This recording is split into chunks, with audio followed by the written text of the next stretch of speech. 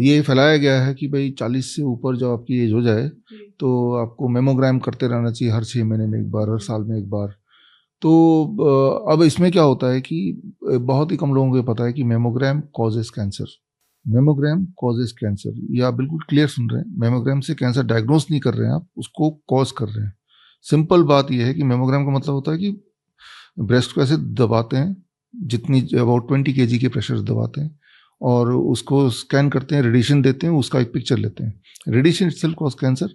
आप कोई भी अगर फल लेते हैं उसको दबा के बहुत अच्छी तरह दबा देंगे, उसको छोड़ देंगे तो जल्दी से वो सड़ जाएगा क्योंकि उसके अंदर के सेल टूट जाते हैं। तो same thing happens inside the breast. तो मैं क्लियरली ये बोलना चाह रहा हूँ कि ये एग्जाम्पल दे रहा हूँ कि कुछ ट्रैप्स बनाए हुए हैं महिलाओं के इर्द गिर्द और उस ट्रैप में फंस के फिर उसी चक्कर में पड़ जाते हैं। कैंसर था नहीं। और जिस तरह से मान लो पिंपल्स होते हैं, बचपन में मेरे भी होते थे, लोगों के होते ही हैं, तो पिंपल्स होना कोई बीमारी नहीं है, आते हैं और अगर ना छेड़ो उसको चले जाते हैं। लेकिन हमें तो कुछ मेरे जैसे लोग बचपन में जैसे ही आया तो खरोंच दिया, फिर आया फिर खरोंच दिया। जितनी बार खरोचेंगे आपको पता है कि उतनी बार बढ़ता रहेगा। वो खरोचने की हम तो चाहते हैं कि वो निकले, लेकिन वो निकालने का जो प्रोसेस है उससे हम उसको उल्टा बढ़ावा दे रहे हैं। ठीक उसी तरह से इस एग्जाम्पल में आगे थोड़ा सा मैं बताना चाहूँगा, जैसे ब्रेस्ट में गांठ आ गई तो गांठ आते हैं, it is very normal thing. गांठ आया, वो अपनी जगह बैठा है, इसे हम बोलते हैं टॉर्टोइस टाइप कैंसर मॉडल बोलते हैं हम। जैसे कछुआ इस कमरे में अगर बैठा हो तो बैठा रहेगा, हमें इंटरव्यू में तंग नहीं करेगा, वो सालों साल एक जगह बैठा रह सकता है। तो कुछ गांठें ऐसी होती हैं, ज़्यादातर 99% जो सालों साल एक जगह बैठी रहती हैं और वो होना उतना ही कॉमन है जैसे एक बच्चे को पिंपल होना कॉमन है। लेकिन उसको डायग्नोसिस के बहाने जब मेमोग्राम करेंगे, प्रेस करेंगे, बायोप्सी के मारे उसको जब खरोचेंगे, देन इट स्प्रेड्स। तो जैसे मैंने एक छोटी सी टिप दी, the first tip can be don't ever go for mammogram, don't ever go for biopsy.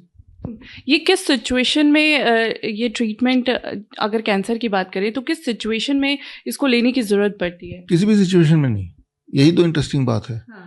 आप याद रखिए कि जैसे मैंने बताया मेमोग्राम कॉजेस कैंसर। आप तो चाहते नहीं कैंसर हो मैं, ठीक है ना। और अगर मान लो एक बार को पहले से भी है कैंसर तो भी mammogram is not going to help, क्योंकि वो उसका पर्पस है ही नहीं। देखिए ये तो जो मैं बता रहा हूँ ये लाइव हर जगह जाएगा, है ना। तो मैं तो ये भी चैलेंज कर रहा हूँ, जो लोग बोलते हैं, जो डॉक्टर आपको बोलता है कि मेमोग्राम कराओ, तो आप मेरी किताब पढ़िए, rabbit tortoise model for cancer cure, मेरे वेबसाइट में फ्री डाउनलोड है bishrup.com में। तो आपको एविडेंस दिख जाएंगे, पूरे दुनिया के जो एविडेंसेस मैंने इकट्ठे करके डाल दिए हैं।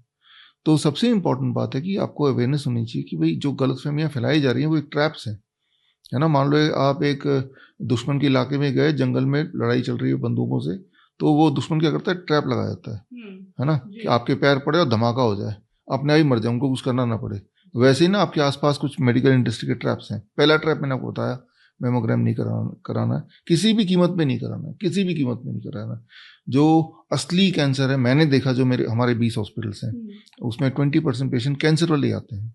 जो असली कैंसर वो बनता ही तब है जब उसको छेड़ते हैं हम, मेमोग्राम से छेड़ें, बायोप्सी से छेड़ें, एफएनएसी से छेड़ें, पेट स्कैन से छेड़ें, ये सारे टूल्स हैं कैंसर को बनाने के, राइट। तो रेयरली कभी ऐसा होगा कि इसके बिना कोई कैंसर हो गया हो, खासतौर पर ब्रेस्ट कैंसर। बड़ी से बड़ी बीमारी का आसान से आसान इलाज घर बैठे ही हो सकता है। अधिक जानकारी के लिए कांटेक्ट करें नियरेस्ट डॉक्टर BRC clinic@home।